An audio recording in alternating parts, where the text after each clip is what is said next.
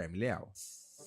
Ainda falando, baseado no que aconteceu no colégio aqui em Campinas ontem, nós não vamos falar desse assunto especificamente, mas nós vamos falar do bullying. Nós estamos em contato aqui no estúdio CBN com o coordenador de combate e prevenção ao bullying da Secretaria Municipal de Educação, Mário Marcelo Nicomedes Ramos. Mário, muito boa tarde, obrigado por nos atender aqui no estúdio CBN. Eu que agradeço a CBN, agradeço você pela oportunidade da gente poder falar de um assunto tão importante, tão necessário, não só na atualidade, mas durante o nosso período aqui. O bullying sempre existiu, né? Mas ele ganhou esse nome de algumas décadas para cá e a gente sabe também que para quem é vítima não é fácil, né? Mas a gente tem visto muitos atos extremos acontecendo, né? O que pode levar a isso? É um estresse total da pessoa que sofre bullying e guarda isso por muito tempo, ela guarda essa raiva, ou depende de cada pessoa, tem pessoas que sabem conviver melhor, né? Tem adolescentes que conseguem conviver melhor. Como que a gente pode tentar enquadrar, né, explicar essas pessoas que sofrem bullying? Então, primeiro assim, são várias questões, né? Uma delas claro, o estresse, mas fundamentalmente é por conta da gente estar vivendo numa sociedade que não é de hoje, que é uma sociedade estruturalmente violenta e que durante esse tempo todo, nós, como um todo, não cuidamos dessa nossa violência. Ou seja, a gente não é ensinado a falar sobre nossos sentimentos, sobre nossas necessidades. A gente vem de uma família tradicional que não discute esses temas como outros temas, e aí fica difícil você ter espaço para poder externar isso.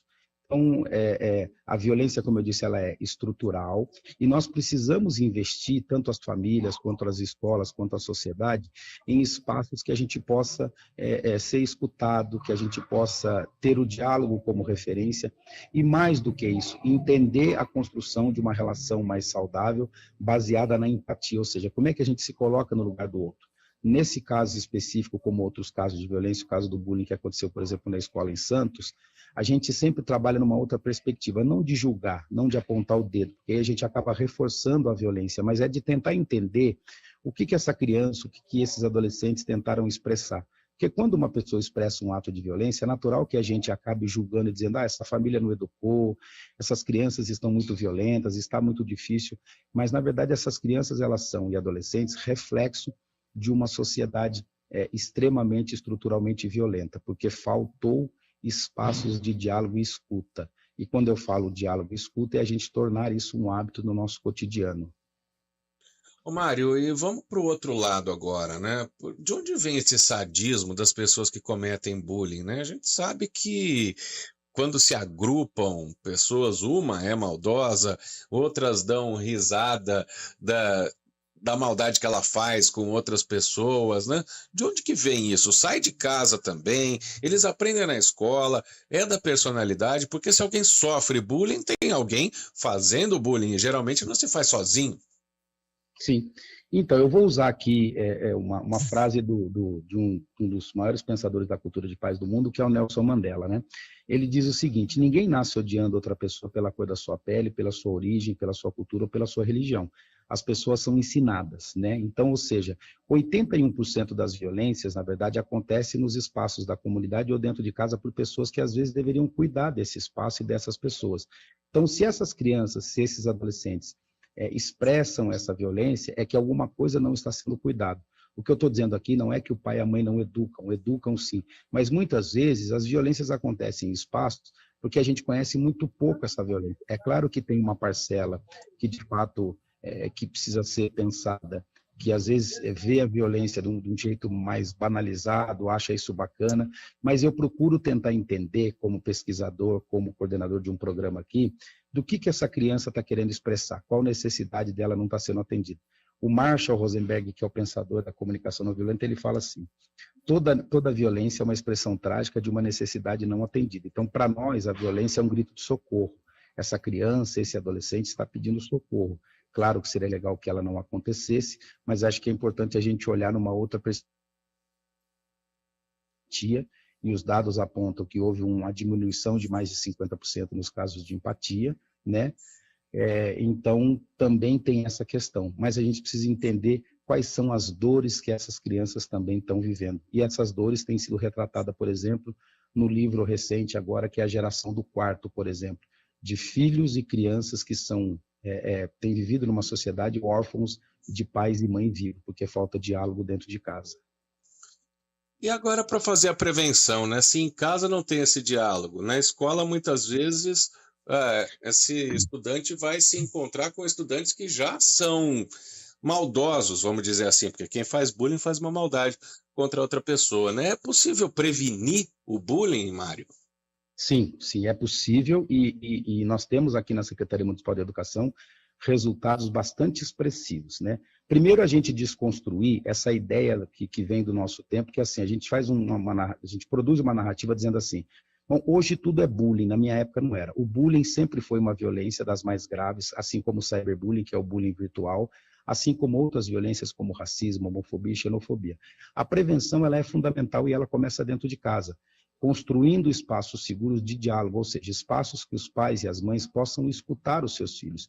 E escutar os seus filhos não é chegar com um monte de regra, dizendo o que eles têm que fazer, dizendo para eles, cala a boca, você vai ter que me ouvir, eu sou seu pai, eu sou sua mãe, porque isso também expressa um jeito violento.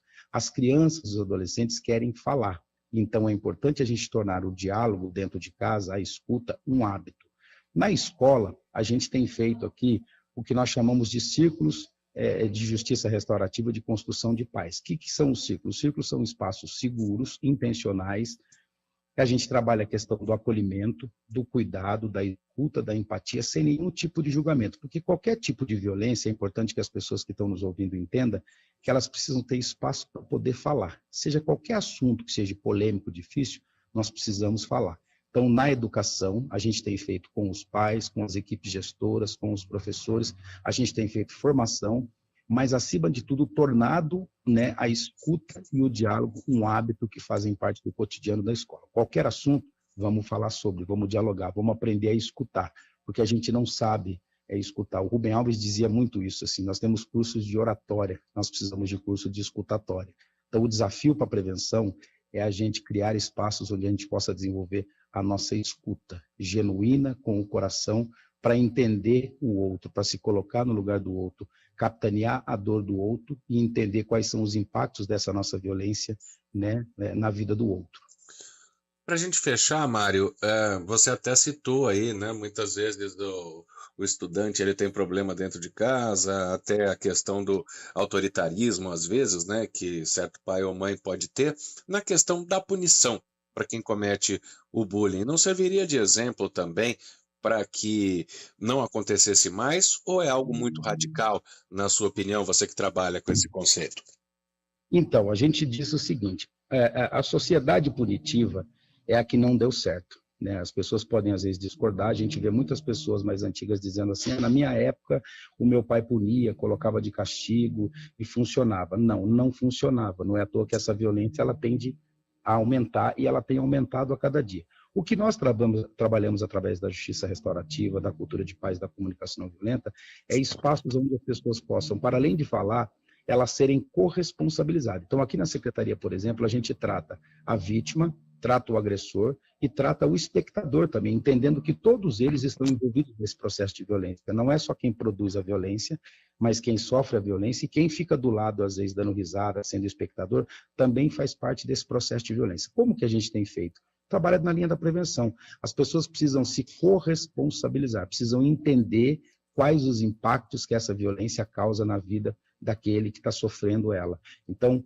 a punição, ela não funciona, inclusive ela é uma violência. Então, a gente trabalha e orienta tanto os pais quanto os professores, e para isso a gente tem feito essa formação, na linha de corresponsabilidade, ou seja, colocar as pessoas para conversar e entender. Você vai ouvir quem sofreu a violência para você entender quais impactos a sua violência tem causado sistematicamente na vida desse coleguinha, na vida dessa coleguinha. Ou em casa, os pais também, a gente faz círculo na escola com os pais para que eles entendam o impacto da violência que muitas vezes eles produzem e muitas vezes não sabem. Porque também esses pais, essas mães, são vítimas também de um processo de violência e não tiveram espaço para poder cuidar, para poder falar sobre isso. Então, a ideia não é punir, não é só responsabilizar os pais no sentido de falar assim, se existe isso, você é responsável. Mas como que a gente cuida desse pai e dessa mãe que muitas vezes sofreram processos de violência também? Então, assim, a gente acredita na prevenção, na corresponsabilização e não na punição. Até para a gente fechar, já que você deu um gancho muito interessante, hoje em dia a gente vê quando tem brigas em escolas, principalmente envolvendo meninas, né? Além dessa turma que fica dando risada que você citou, tem quem filme, né? E depois quando isso vai parar, sei lá, num site, numa rede social, tem audiência de monte, comentário de gente que se diverte com a desgraça alheia. Então, essa parte também, a gente tem que chamar a atenção até de quem não comete bullying, né? Porque você está dando uma certa força ao bullying se você fomentar isso. Sim. Quando você reproduz isso, quando você fica do lado filmando, quando você fica do lado ali achando que é um espectador que você não tem nada a ver, você está contribuindo para a reprodução dessa violência, para reforçar essa violência. Quando você coíbe, não aceitando, o primeiro princípio da não violência é não aceitar essa violência. E como que eu posso não aceitar? Não aceitar muitas vezes uma piadinha que é feita num grupinho na escola, uma piadinha que às vezes é racista, é homofóbica, é xenofóbica, é uma piadinha que é capacitista, você já está prevenido. Não aceitar ficando do lado filmando, não reproduzir isso em rede social como meme, por exemplo, que é um cyberbullying. Então, você fazendo esse tipo de prática, você acaba contribuindo para a reprodução desta violência, para o aumento desta violência, que, claro, ela dá audiência. Então, se a gente contribuir para a prevenção, não reproduzindo, não filmando, não estando do lado, batendo palma, aplaudindo, a gente está fazendo a prevenção e trabalhando na linha da não violência. Então, esse é o caminho, da gente não reproduzir isso, da gente não aceitar, da gente dizer não. Bullying mata, bullying é perigoso, não é legal, é dizer não ao bullying, dizer não ao cyberbullying, dizer não a qualquer forma de violência que seja expressada de qualquer maneira.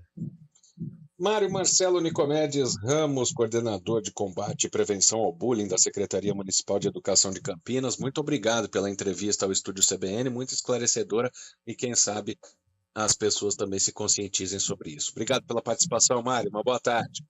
Eu que agradeço a CBN, parabenizo pelo trabalho e me coloco à disposição, enquanto coordenador aqui da Secretaria Municipal de Educação, para poder orientar as famílias, os pais e quem puder, para a gente construir uma sociedade mais humana, mais saudável, baseada na cultura de paz. Obrigado.